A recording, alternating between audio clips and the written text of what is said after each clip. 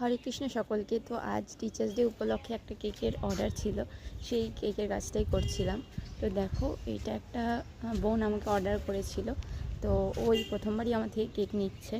তো ও যেহেতু আর্টের স্টুডেন্ট, তাই বলেছিল দি আমাকে একটুখানি কালার, তারপরে আর্টের উপরে কিছু বানিয়ে দিও। তো যাই হোক, ফটোটা আমাকে ওই পাঠিয়েছিল, রেফারেন্স পিকটা। তো দেখো, সেইটা দেখেই আমি কাজটা করা শুরু করেছি। তো দেখো, এখানে একটা কালার প্যালেট বানিয়েছি, ব্রাশ বানিয়েছি, আর কয়েকটা অয়েল পেস্টেল বানিয়েছিলাম, আর নিচে কিছুটা রঙের কাজ করছিলাম। তো দেখো, সেগুলো শুরু করে দিয়েছি।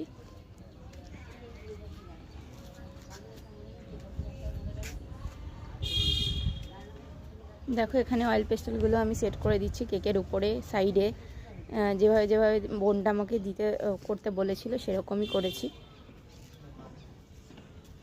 আর এই কেকটা ছিল বাটারস্কচ ফ্লেভারের উপর, যেটা নাকি ভীষণই ভালো হয়। দেখো, এখানে সব কালারের কাজগুলো নিচে করছিলাম। তো দেখো, এখানে আরেকটা টিউব, রঙের টিউব আমি বানিয়েছিলাম, সেগুলো দিয়ে দিচ্ছিলাম।